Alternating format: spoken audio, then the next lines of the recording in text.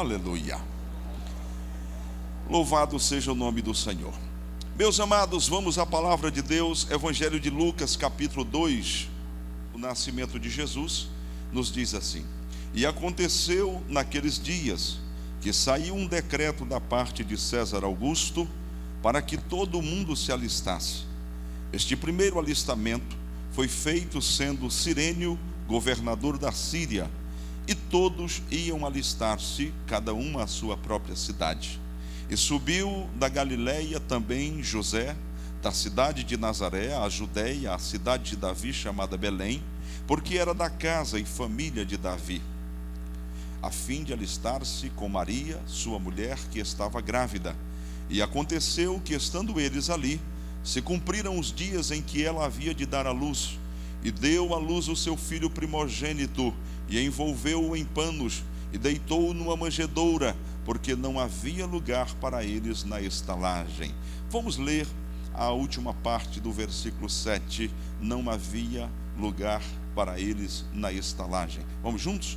Não havia lugar para eles na estalagem. A outra versão que diz: não havia lugar para eles na hospedaria. Eu creio que hospedaria é uma palavra, pelo menos a mim, mais familiar. Hospedaria é lugar onde se hospedam pessoas. Fica bom assim? Então eu vou tratar este lugar, estalagem, a mesma coisa, hospedaria. Tá certo? Este texto fala especificamente, como acabamos de ver, do nascimento de Jesus e algo que aconteceu, um episódio que é muito característico para a gente falar num culto de milagres. O nascimento de Jesus foi todo ele investido de milagres. O nascimento de Jesus foi todo ele cercado de grandes milagres. Havia uma profecia em que Jesus nasceria na cidade de Belém. Miqueias capítulo 5 fala claramente de Belém, Efrata, de onde sairia o Salvador. Todavia, José e Maria moravam em Galiléia. Para que se cumprisse a profecia, a palavra de Deus, o desejo do Eterno, o propósito dele, foi necessário que acontecesse algo a fim de que José e Maria se deslocassem para a cidade de Belém, a fim de que Jesus nascesse ali e se cumprisse a profecia. Eu vejo nisso algo extraordinário. Quando Deus tem um propósito e quando Ele fala algo acerca da nossa vida, não importa as circunstâncias atuais. Quem sabe nesta noite você entrou aqui e tem uma promessa de Deus, e as circunstâncias estão todas elas contrárias àquilo que Deus falou, ou mesmo a probabilidade de que isso ocorra é mínima, porque você está distante geograficamente daquilo que Deus prometeu. Quem sabe você está distante daquilo que Deus prometeu intelectualmente, na sua capacidade de chegar àquilo ou aquela promessa que Deus prometeu a você. Quem sabe você está envolvido por uma série de problemas, de dificuldades para chegar e cumprir aquilo que Deus prometeu. Este era o cenário. Deus havia dito que Jesus Cristo nasceria em Belém, mas ele mora em Galiléia. E aí acontece o quê? Deus moveu o governo a fazer um recenseamento. E como José era da cidade de Davi, de Belém, ele precisou deslocar-se com Maria para alistar-se naquele lugar. Veja o cuidado de Deus para que a promessa e a palavra dele se cumprisse. Eles se deslocaram porque foram chamados. E claro que eu preciso explicar uma coisa: o recenseamento hoje realizado pelo IBGE bate à sua porta. Vem alguém e diz: por favor, nós somos do IBGE, queremos fazer aqui um levantamento. E aí eles anotam o seu nome, idade, o que você tem em casa, e fazem ali o chamado recenseamento, fazem ali o levantamento estatístico de quantos brasileiros, quantos homens, quantas mulheres, etc. Naquela época não. A pessoa que ia se alistar tinha que ir à sua cidade de origem. Imagine se fosse aqui na DIG ainda hoje assim. O IBGE vai alistar as pessoas, vai fazer um recenseamento, e cada pessoa ia se deslocar para a sua cidade. Eu olhei para o irmão João Luiz aqui, e o senhor teria que ir para Pará. Qual cidade? Belém mesmo, né? Eu acho que você morava em Maiuatá, rapaz. Hein? Araxiteua. Ele não queria falar esse nome. Então, pastor João ia comprar uma passagem para Araxiteua, no Pará, para se alistar. Gostou da palavra, não é? Tem outro pastor aqui que é de Ingazeira, no Ceará. Ele teria que comprar passagem para ir para Ingazeira. Mão João Batista não, seria aqui mesmo, né, Mão João? Aqui. Minas Gerais, qual a cidade? Manhuaçu, Minas Gerais. Eu quero saber, quem não é do Rio de Janeiro aqui, é de uma outra cidade, fora da cidade do Rio, levanta a mão e dá um tchauzinho assim. Olha só, nesse dia, nesse período, não teria culto na ADIG, porque o que tem de gente de fora aqui, e aconteceu exatamente isso. Agora eu vejo algo lindo, algo tremendo.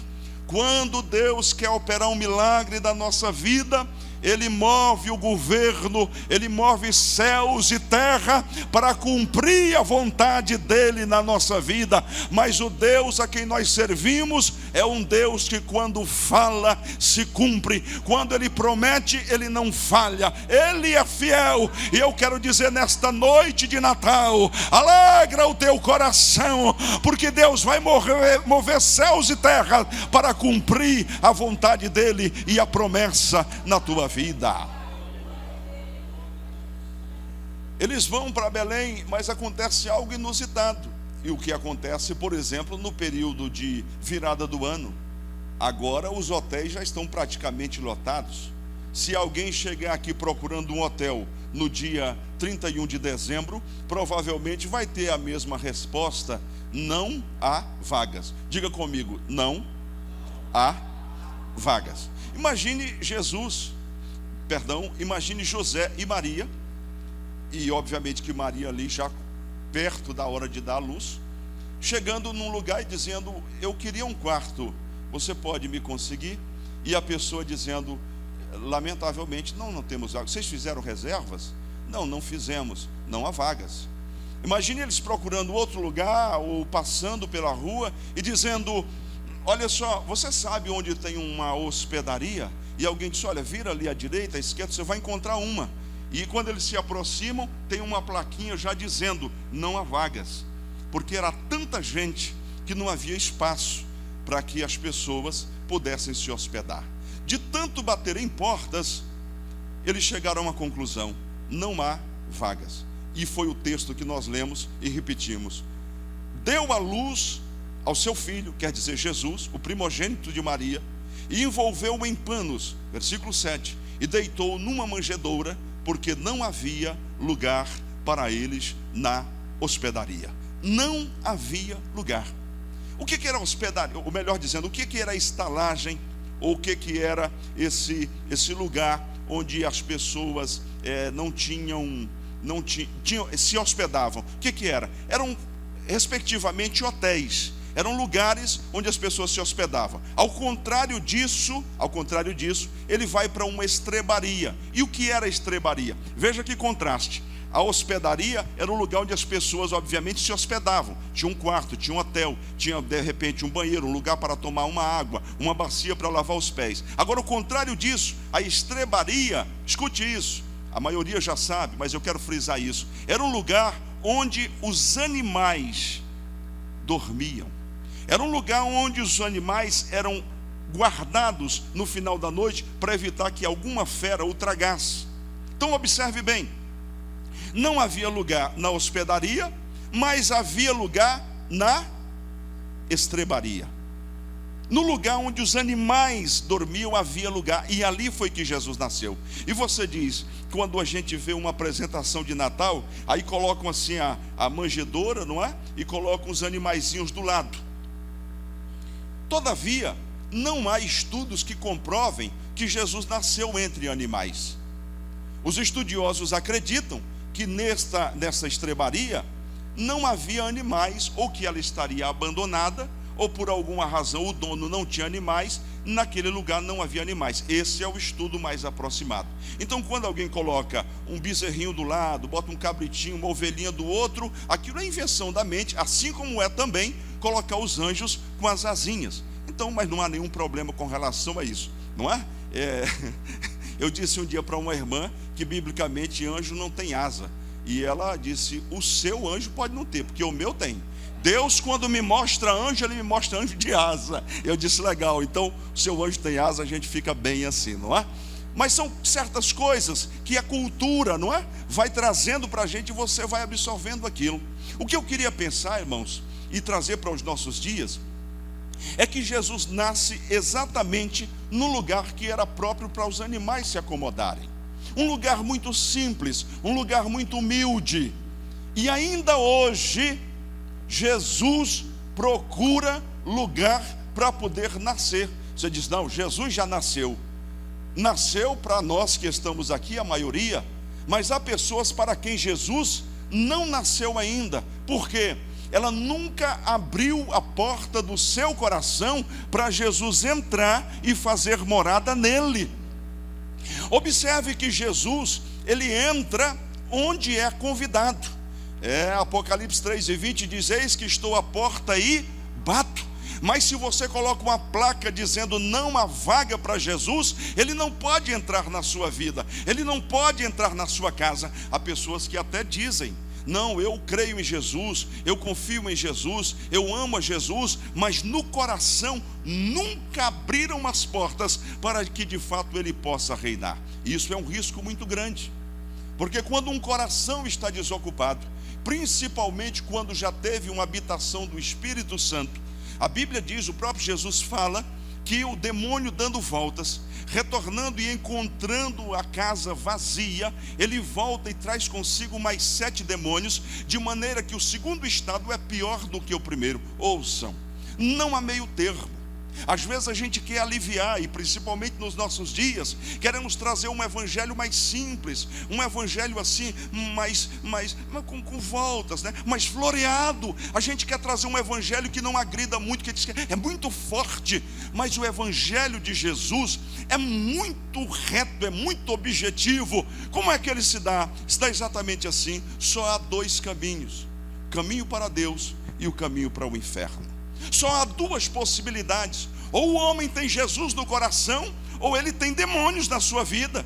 E alguém diz assim, não pastor, uma pessoa pode caminhar no caminho da neutralidade, uma pessoa pode não estar possessa, mas quando ela não tem Jesus, ela abre a porta para que demônios entrem e saiam, a hora em que ela quiser, que eles quiserem, melhor dizendo. Preste atenção para isso, porque esta noite é uma noite festiva, e o comércio está vendendo muito por causa de Jesus, mas a maioria das pessoas que estão comprando presentes e dando presentes, nunca abriram a porta do coração para deixar Jesus reinar na sua vida. Não é passar pela vida. E com que nós ocupamos o nosso coração para Jesus não poder entrar? Às vezes, ocupamos o nosso coração com os prazeres da vida. Às vezes, ocupamos o nosso coração com aquilo que o mundo nos oferece, e não é pecado, mas a Bíblia denomina como embaraço. Eu não quero criticar ninguém, mas quantas vezes nós trocamos cultuar a Deus por alguma coisa que na nossa cabeça não é pecado, mas biblicamente é embaraço. Se você quiser entender o que eu estou falando, passe no Ilha Plaza, na área de cinemas, às terças-feiras. O culto aqui, e pessoas que são crentes, e crentes de excelente qualidade, nos cinemas. Você diz, que é isso, pastor? Que evangelho é esse que o senhor está pregando? O senhor vai me dizer que ir a um cineminha, ver um filme bom, é pecado? Há pessoas que ocupam o coração com coisas que aparentemente não são pecado, mas Jesus não pode conviver com isso, porque quando entra o pecado, quando entra o embaraço, quando entra aquilo que não é espiritual, quando entra o que não edifica, você não deixa espaço para Jesus. Não havia espaço para ele na hospedaria, e ele precisou nascer numa estrebaria. Tem muita gente que está dando presente, mas não recebeu o maior presente de Deus para a humanidade. João capítulo 3, versículo 16 é o textuário da Bíblia. Eu gostaria que você falasse comigo, vamos juntos? Porque Deus amou o mundo de tal maneira que deu o seu Filho unigênito, para que todo aquele que nele crê não pereça, mas tenha a vida eterna. João 17,3 nos diz: e a vida eterna é esta, que te conheçam a ti só como Deus verdadeiro, e a Jesus Cristo a quem enviaste. Quem tem o Filho tem a vida, quem não tem o Filho não tem a vida. Você que veio aqui esta noite, eu quero crer que tem o Filho de Deus, e se você tem, levante a mão e glorifique ao Senhor Jesus. O filho pródigo preferiu deixar aquilo que tinha na casa do pai, aquilo que era bom, que era agradável, para poder enveredar pelo caminho do prazer. E eu preciso dizer a você, não sei se temos pessoas não evangélicas esta noite, seria uma grande bênção para nós e para você também, entregar sua vida ao Senhor Jesus. Mas pode ser que tenhamos aqui crentes que estão assim, pensando seriamente em tomar uma decisão estranha, estão de encontro marcado com o pecado, já estão fraquejando na fé. E eu queria trazer esta palavra para você: não coloque Jesus para fora da sua vida, não despreze o que o Pai te deu com todo carinho e com todo amor. Enviou Jesus Cristo, o Verbo que habitou entre nós, e João diz que vimos a sua glória como a glória do unigênito de Deus, cheio de graça e cheio de verdade. Não coloque ele do lado de fora, não despreze o maior presente, não feche a porta para ele. Pelo contrário, aproveite o que Jesus tem para você, aproveite para desfrutar aquilo que Jesus oferece a todos nós, aproveite para desfrutar o amor de Cristo, que excede todo o entendimento, mas que foi derramado no nosso coração, e por isso viemos esta noite adorá-lo. O pródigo não entendeu as benesses da casa do pai, e ele diz: pai, dá-me a parte da herança. É estranho, porque Jesus oferece um contraste muito grande. Para o judeu, isso era uma ofensa. Um filho não podia pedir herança. E é interessante que o texto diz, Lucas 15, que o filho que pede a herança do pai era o filho mais novo, irmã Gemima. Isso contrariava o senso dos judeus, porque quem tinha direito era o primogênito. O mais novo pede parte da herança. Escute, o pai, com tristeza no coração, obviamente, reparte, entrega ao filho. Ele envereda pelo mundo e ele começa a beber, ele começa a gastar, ele ocupa o seu coração com os prazeres do mundo, trocando o amor do pai, a casa do pai, o carinho do pai. Ele abre mão disso tudo e se lança nesses prazeres que são passageiros, nessas amizades que na maioria das vezes são falsas, e ele gasta tudo. E tem uma coisa: quem vai ao mundo, ou quem já foi ao mundo, sabe disso. Enquanto você tem dinheiro, você é bem-vindo. Quando acaba o dinheiro, acaba a maioria das amizades. Quando tem dinheiro, tem a roda de cerveja para pagar, tem amigos para sorrir, contar piada, se alegrar. Quando você diz: me empresta um dinheiro aí, é a hora da pessoa bater em retirada, e a pessoa fica sozinha. Observe o que eu estou lhe dizendo nesta noite de Natal.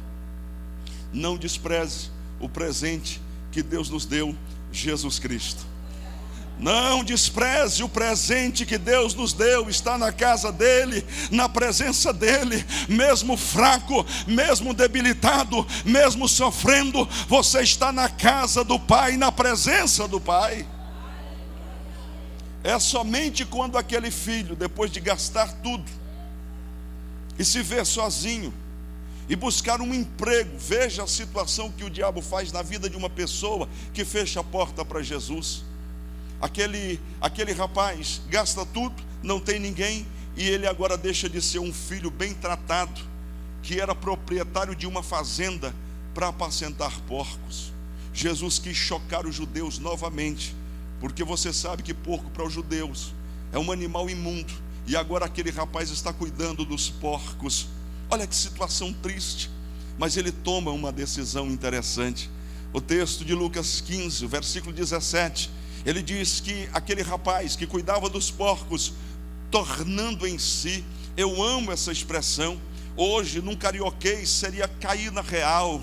Ele volta a si, ele cai na real, e ele tem uma ideia fantástica, maravilhosa. Ele diz: o que eu faço aqui?